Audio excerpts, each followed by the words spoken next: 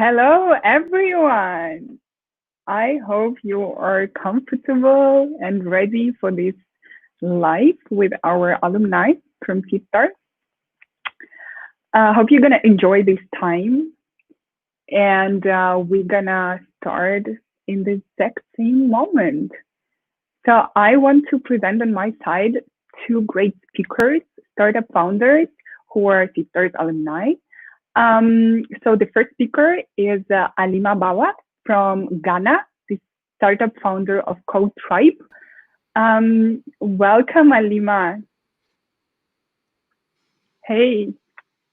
Hi. Happy to see you. Thank you, Eugenia.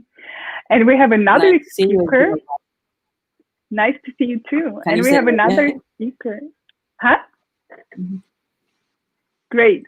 Welcome once again. And we have a second speaker, Eric Medina from Panama, co-founder of Fortesza. Hey, Eric.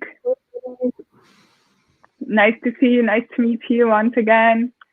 I'm so excited about our talk because it's the first time we're live and talking about Online Seedstars World Competition 2020-21, which is our online edition for the first time at Seedstars. And having you guys welcoming everyone and opening the application process, it's really an honor for us. So I think we can more or less start already. But first, Eric, welcome once again. Happy to see you. Happy to see you guys, just because on a personal side as well, we were together in Switzerland and it was so great in 2019 when you participated in the competition. And Alima is our also main character of the documentary. It was so good. I watched it like 20 times, this documentary. I love it so much. And thank you for that, Alima. You can watch actually our documentary about the journey of Cowtribe on seedstarslive.com. It's won a couple of awards. And thank you, Alima, for sharing this great story with us and with the whole world. Until we are reconnecting with Eric, we can start with you, Alima, and see, first of all, like, can you share with us any great moments or any kind of experience with the journey at Seedstars that you had back in 2019?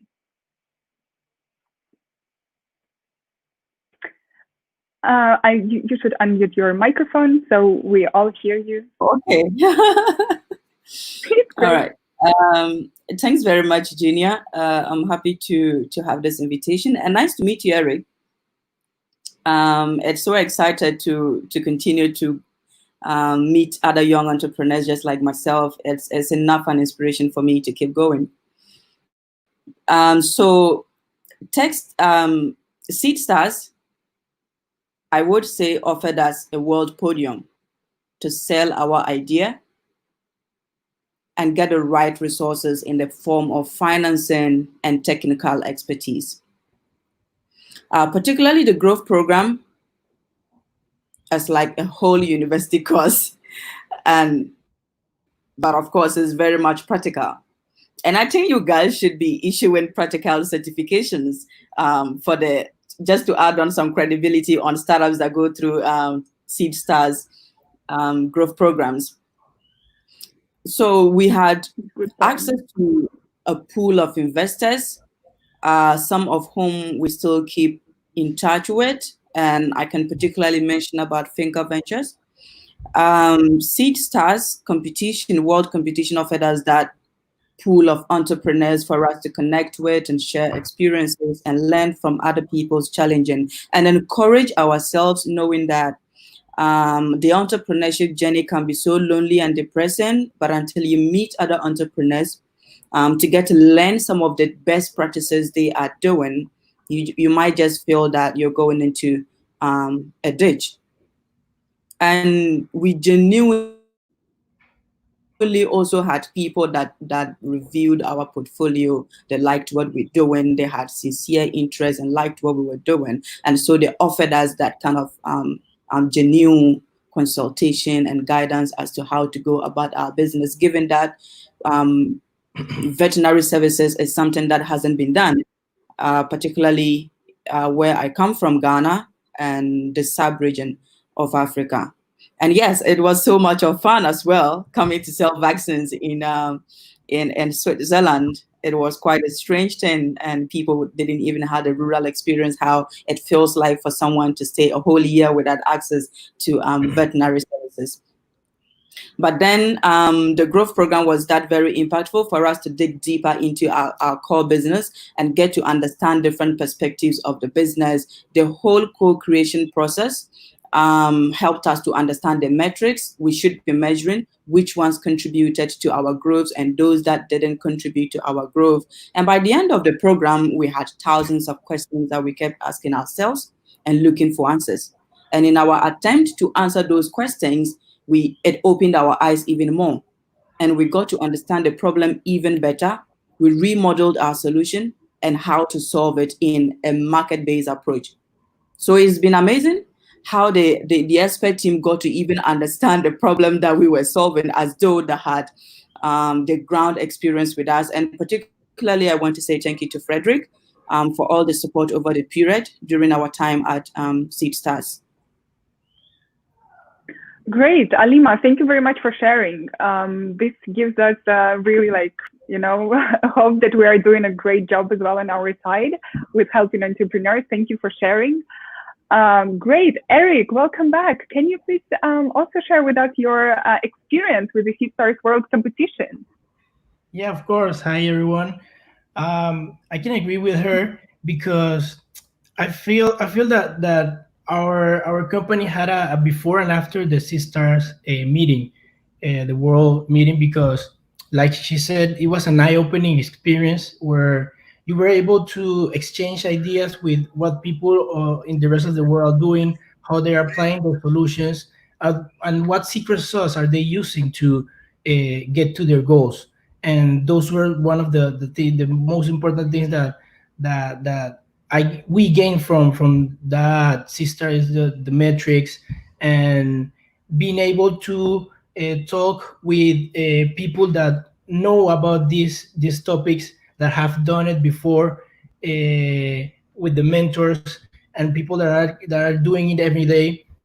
It was something very impressive, because you're always in here doing your stuff here in your country or in your region, but in there you're able to learn from people that are in another countries of what they're doing, what solutions they are applying, what are the methods they are using, how they think that they can solve these problems, and how can they escalate them to other countries and to other regions, and how can we work together to get some advantages when you are trying to sell your product. So it was a very, very good experience. I recommend it to everyone.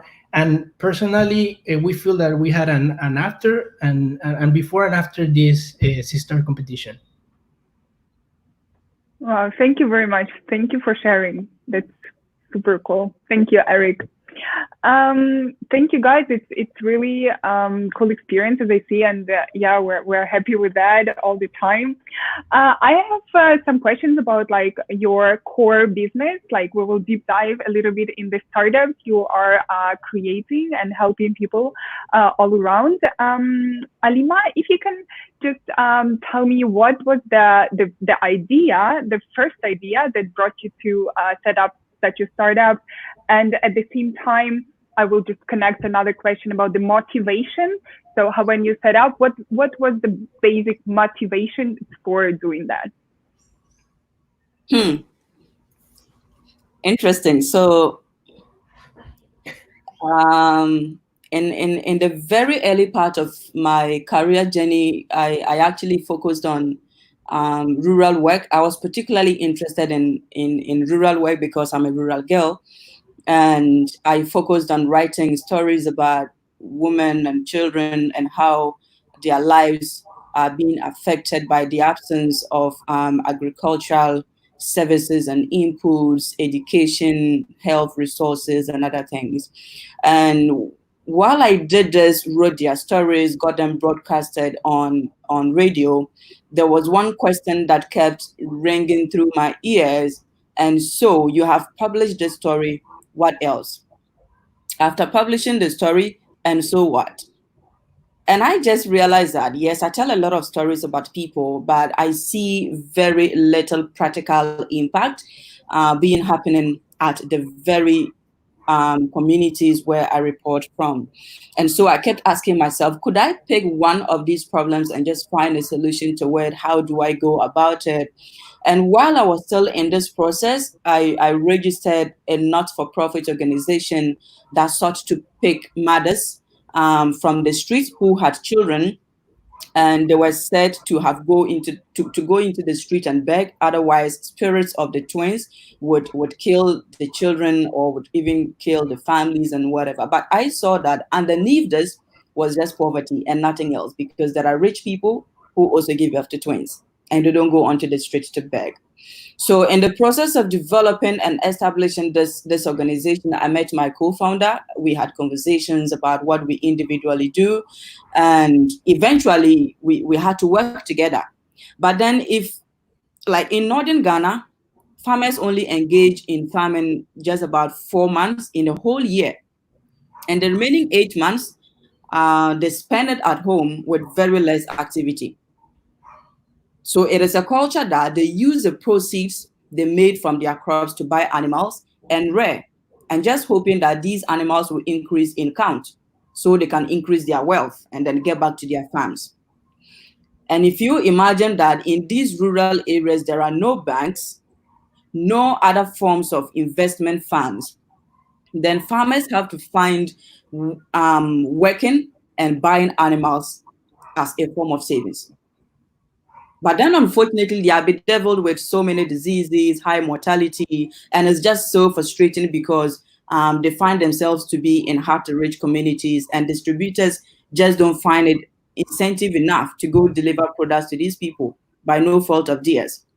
And so, in short, my partner and I thought that, look, enough of this problem. We have faced this before growing up with our parents. How do we find a sustainable solution to this problem, which our parents also faced like decades ago?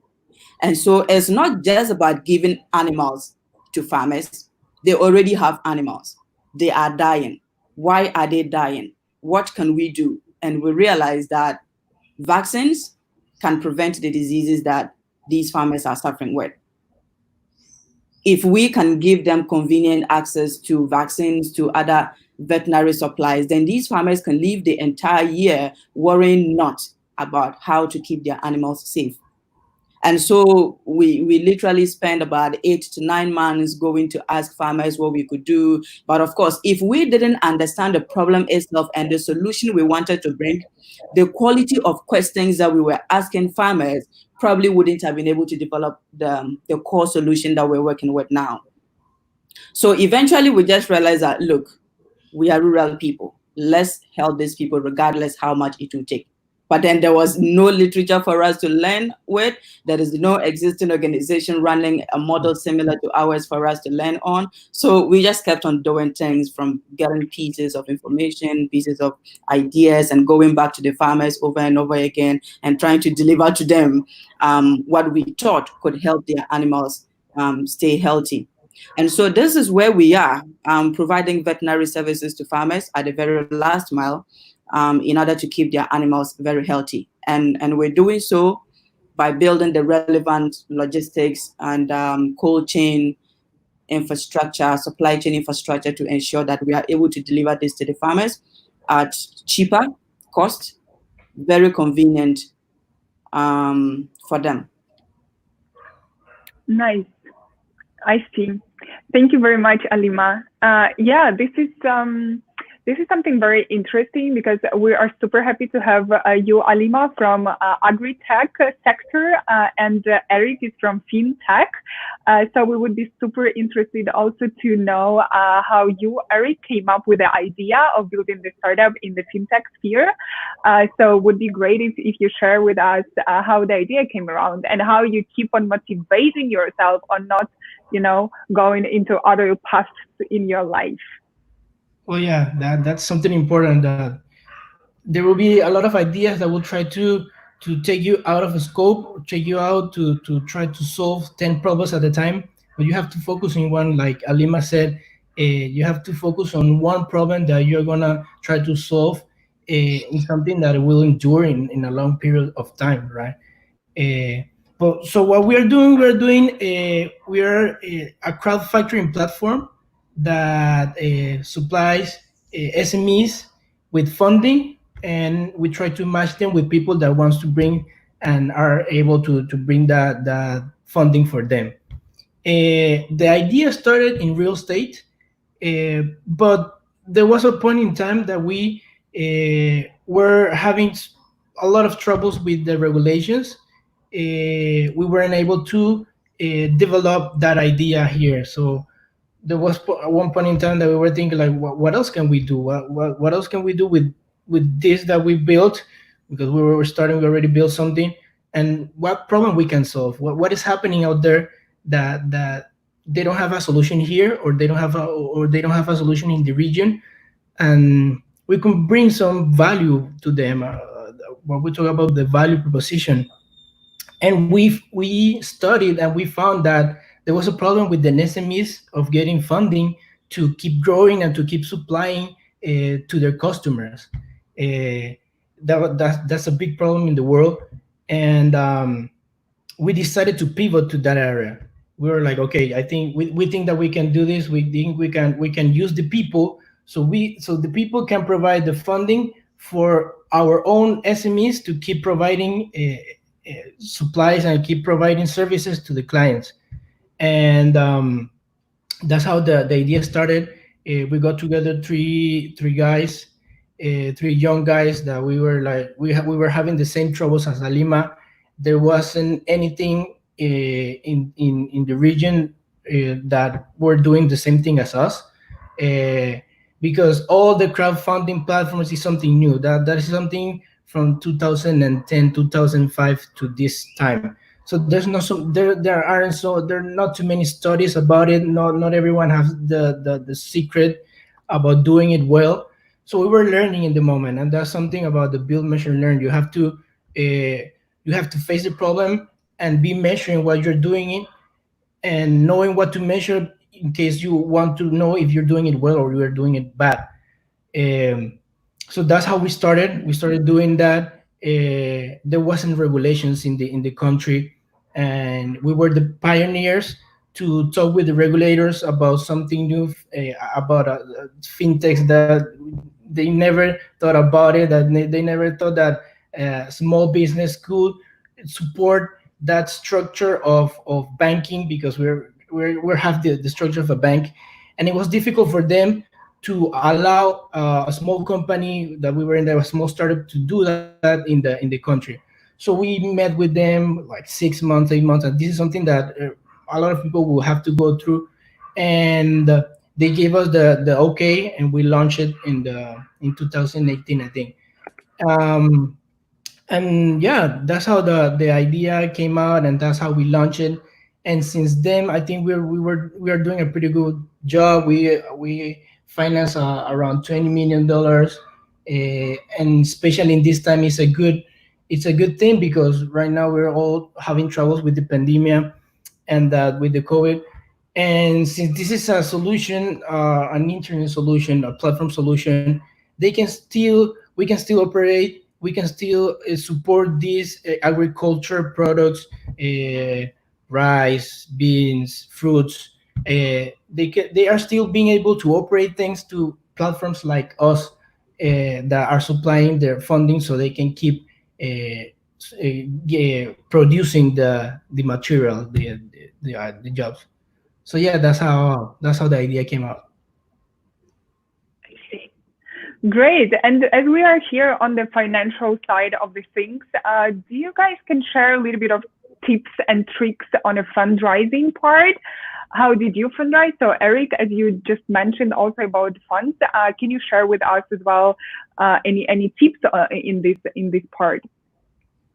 Well, for us, what it worked was the I think the value proposition. Once you have that clear, people will see the value that you're going to bring to the community, to the country, and they will Yeah. see how you are actually bringing a solution to a problem.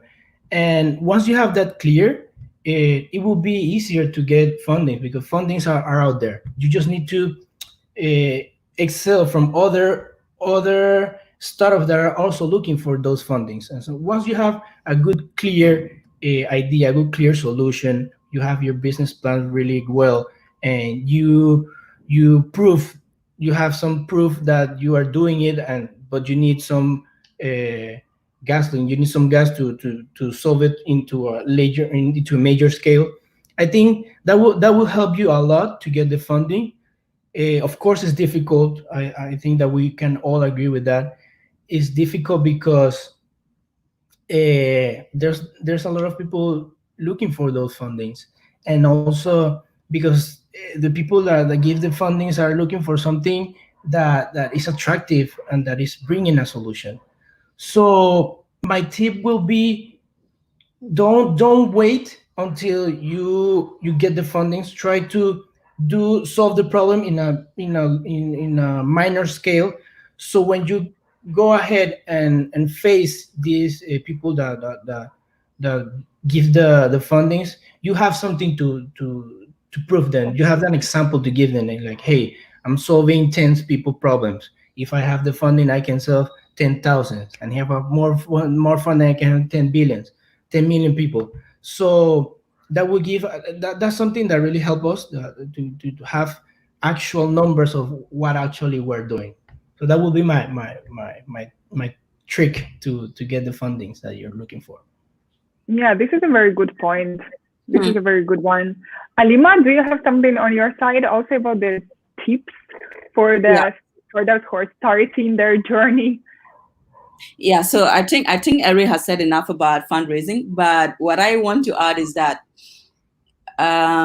most of the time entrepreneurs do not get prepared enough before meeting investors. Mm. So before meeting an investor, you need to do your own due diligence. Mm. You are not the one standing trial. Even the investor is standing trial. As they are doing a due diligence on you, you are also doing a due diligence on them, whether you really want them to come in as partners. Mm. Because in this whole thing, we can only succeed when we are able to co-create, when we are able to have partnerships. But until you figure out what the interest of the investor is, what the values of the investor are, can the investor be trusted? If you figure these three key things out, then you know that you are able to start any partnership conversation with an investor. And in doing so, you need to keep your house clean. Keeping your house clean means that you need to know the problem you are solving or whatever activity you're doing. You need to know the solution you are providing. You need to define your value proposition clearly. You need to have your metrics intact, like know everything. But to be sincere with you, Cowtribe has been able to raise series of funding, both in equity and in grants, because we have been very sincere with our problems. We are very sincere with our numbers, and we do not want to inflate numbers or tell you what we cannot do just because we want your money in now. Mm. We have a couple of investors that are actually on our heels for us to say, look, next month we are scaling to Nigeria, and we say, look, no. This year we want to focus on growing in to firm up our model to get the numbers right before scaling out. And so we do not scale out because an investor wants to put money and wants us to go in the direction that he wants or they want. So we are just very sincere with our problem. We'll let you know, this is what we have on the table. Is this something that is aligned to your interests? Are you willing to invest now, or you want to wait and invest later? And that is how we have been doing it over the period. And I don't think we're ever going to change that, because it is something that works. And of course, you might say, if something works, doesn't mean there's no need for an improvement. We would continue to improve on how to deal with investors, as they are also learning faster how to deal with entrepreneurs. But for now, I think we all need to be sincere with our problems and deal with investors with all the sincerity that it deserves. And we would get due diligence closed in a shorter possible time. Yeah. Very, very good point, Alima. Thank you very much. I also think that sometimes startups think only how to get the funding, but they do not think if they want to work with this investor, because it's kind of day-to-day work. It's like you're working, let's say, in a one team, and some people are just, okay, we're going to get funding, but they do not think about this part that we will just for a long time be together and need to survive together and work together for the best. So this is a very good point that I also like. Thank you for sharing this one. One more thing, like I love to talk about success and successful stories, but if you would pick up something that was the biggest failure, and what did you learn from it, how you got out of it, and what was the learning point? Can you share, guys, something like about the failure?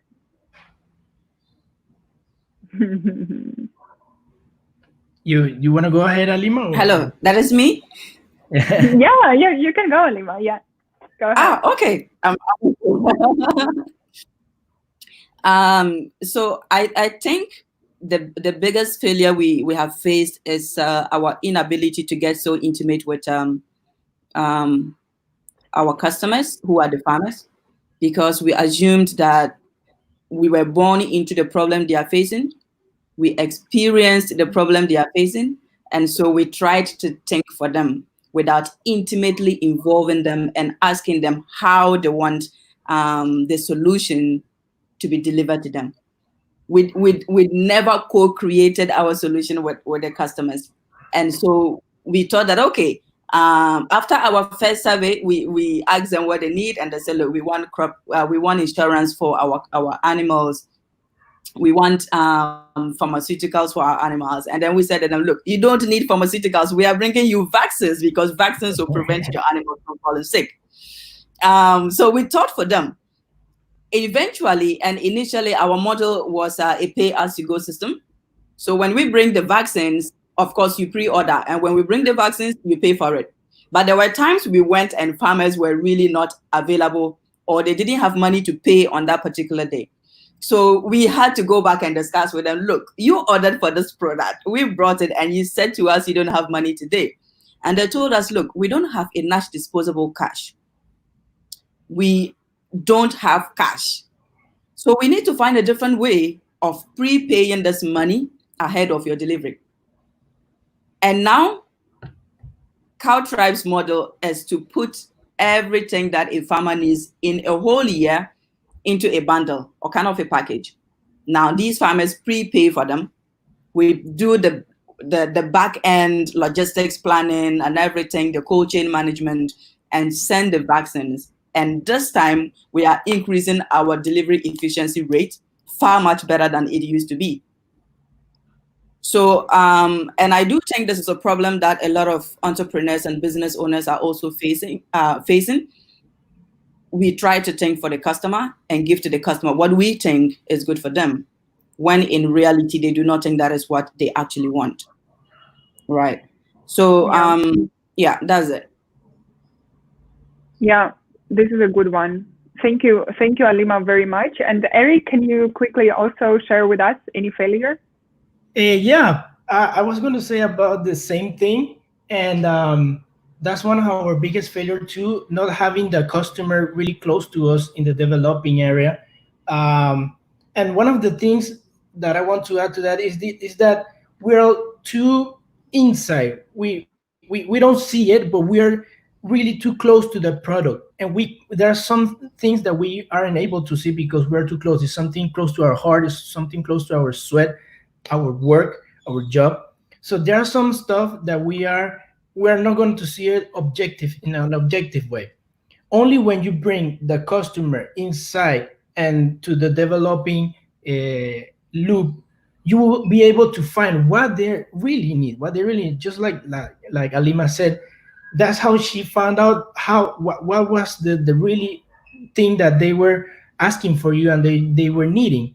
And that's the only way that you are going to bring a really full solution, complete solution. Once you understand the customer, what they're looking for, what's the final goal of them, what's the main goal that they are trying to achieve with your help.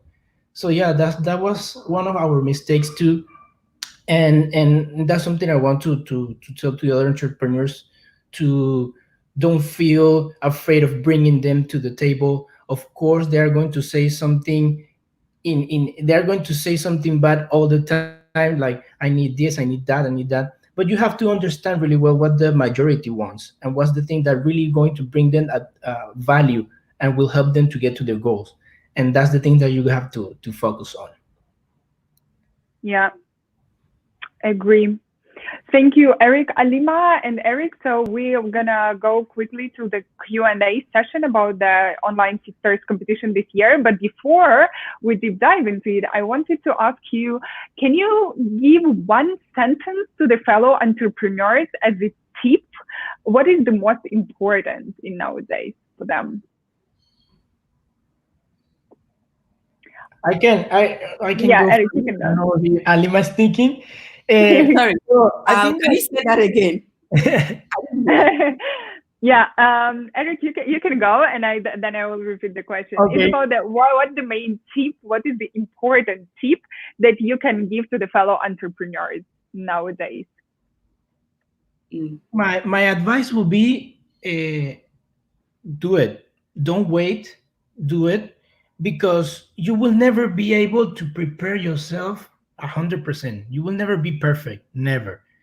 Once you actually are doing it, you're actually trying it, in is when you're going to find out what are the things that you need to improve. But if you wait too much, you study too much, you try to research too much in the problem, before actually doing it, you won't be able to learn from it. You won't be able to develop and to be better on what you're doing. So don't wait too much. Just go out there and do it, because the world needs more startups. The world needs more people like Alima and like us, trying to solve problems that big enterprises are not able to solve it. So my advice would be, just go ahead, try it, and while you're trying it, keep record. You're going to have some bugs in the way, but you have to be able to learn from them and keep doing it and trying and get better on what you decided to do it. Thank you very much, Eric. I 100% agree. And before we go to the tip from Alima, I would quickly answer the question from the audience, which is about this year competition, because applications are already open and they are live. You can go on a website, seedstarsworld.com, find the event nearest to you in your country, in your city, and then apply through the application form on the website. How long do we have to apply?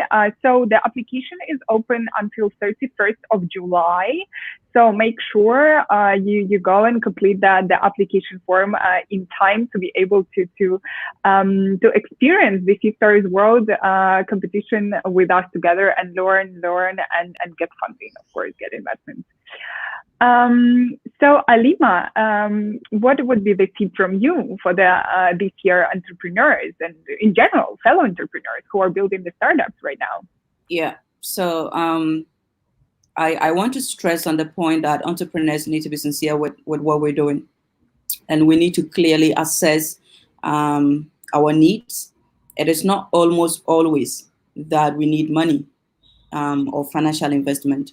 There are times we just need some technical support. But before we figure out what we need to map out the needs first, and then we'll be able to know where to find those helps that we need. A lot of the time, we initially just say we need money, we need investment. You take the money before you start planning what exactly to do with them, and then you just realize that, oh, I could have asked for technical support instead of money. And particularly, we need to also identify what kind of financing we are looking for at what stage of our businesses. Definitely, if you are still developing an MVP, you should not be looking for any debt financing. You shouldn't be looking for venture capitalists. At least try to look for the 3Fs, the family, friends, and fools, and they would invest in you, right? Yeah, great one. Thank you very much. Oh, we have another question as we are now in the Q&A session for this year application process. So we have one question about like, what are the different stages of the competition? How will it work this year since we have the COVID situation and can't have physical events? This is a very good one because indeed in the situation of pandemic, we reimagined the tour and brought it fully online for the local events. We're going to have them like the application from now on until July, and then we're going to have interviews with startups, and they will go through the trainings on the online Seedstars Academy, tailored training for like according to their challenges they have. So we really created a bigger and stronger format this year, which actually online allow us to do even better than physical events of one day. So it's going to be an extended program. But talking about the stages, we have local events, regional stage, and the global stage. Everything remains the same as before. On the local events, we have 94 countries. And I'm going to answer the question of one participant as well about if all countries can apply, like entrepreneurs from all countries can apply. Yes, indeed. If you see your country in the list of events of this year and your startup has operations or incorporated in this country, yes, you definitely can apply, not can, you should apply. Also, like 2 more basic criteria should be kept in mind, but yeah, of course. And answering again about the stages of the competition, the regional and the global, of course, we are overseeing the situation with the COVID, and hopefully we can bring the global summit or grand finale this year to the hybrid version. It's still open, let's say the question is open for discussion. We will try to incorporate the online part and the physical part so entrepreneurs can experience the Swiss journey as well on site. For the regional stage, which is the second stage after the local events, there will be episodes. So we'll do online pitching competition, as well as investment readiness program training for 1 month that entrepreneurs will be going through during the full month. That's why it's going to be like before we had, let's say, 2 days of the bootcamp or 1 day of the bootcamp. This year, we decided to extend the program and give as much knowledge and train as many startups as we would like. So this is actually how it's going to look like on the online perspective. Yeah, so I think we are good, and this was quite a nice session. I really liked it. And we have one more question from Simbad. Can I apply if I'm based in Almaty, but the event in Seedstars Nur Sultan? This is a very good question because this year we are not limiting startups to the cities. We are allowing the whole country to apply. So even if you see that it's Seedstars Nur Sultan, but this is the capital of Kazakhstan. So if you are from another city, like in this case, Simbad, you are asking that you're from Almaty. Yeah, of course, you can apply and you will be considered for the competition. So we are not limiting on this side. Yeah. I think we are, if you want to add something else, Eric, Alima, for this year online competition, so we kick off and getting all your tips together with us. Do you want to add something else? Well, Eugenia, I see a question there about some tips for the entrepreneurs that are competing this year from Mira. I want to give some advice about that. And something that I saw last year, I was one of the judges for our country, and something that really got to my attention was the presentation. You need to be careful with the presentation. You need to keep it focused on the solution and be clear. Don't talk too much about too many things. Talk about the metrics, and the numbers will be always important. The value proposition that you're giving your team is something also really, really important to mention. and to give the clear idea of what you're talking about. You don't need a presentation of half an hour. You need to be able to give the message in 10 minutes, 15 minutes at most. It gets worse in the world competition into 3 minutes, I think. So you need to be able to transmit your solution to the public, and to the people that are looking to for startups to give their fundings. So that will be one of my advice, one of the most important. And the second one is to get the most of the competition, because you have the full experience. They give you access to a lot of tools and of knowledge. So that will be my two advices for the competition of the Seedstars. Thank you very much, Eric. Thank you. Alima, do you have something for this year? Our entrepreneurs who are applying this year for our competition? Eugenia, do you remember when I pitched, when I had my 1 minute pitch? Yes. Do you remember what happened? Did I say shit? No, it was anyways a great one. You know how to do it, Alima, you know. So I just want to say that a lot of us have been doing presentations over and over again. We've been doing pitches over and over again from different places. And mind you, every institution, every investor determine how he or she wants you to present your organization to the audience. So there is no a fixed structure of a pitch presentation until given to you by the organizing by the organizers. But whichever way, it is still going to contain the very core components of a good pitch, which is the problem, the solution, the value proposition, the investment ask, and your growth metrics and everything. They are going to be part of it, but don't ever be complacent with what you do, no matter how good you are. I have been doing pitches. I had never done a 1 minute pitch. And so I thought that 1 minute pitch was going to be the easiest for me. And trust me, I messed my whole day up. And that was in Switzerland. I cried the whole day. My partner tried all he could to calm me down. I just couldn't help it.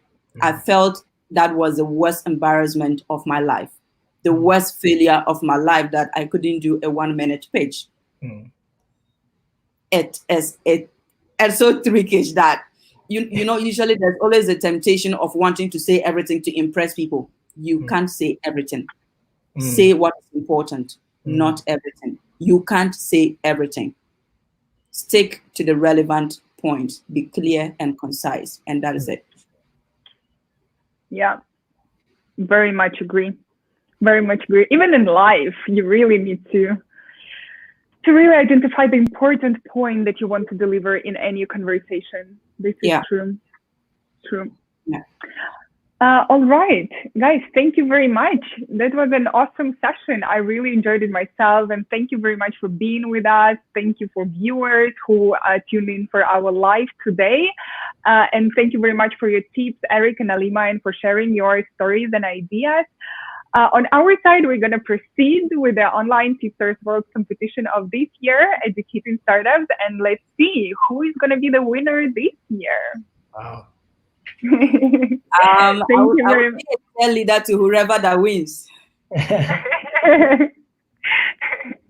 All right. See you. Thank you. Bye, everyone. Thank you very much. Bye. Bye. Thank you.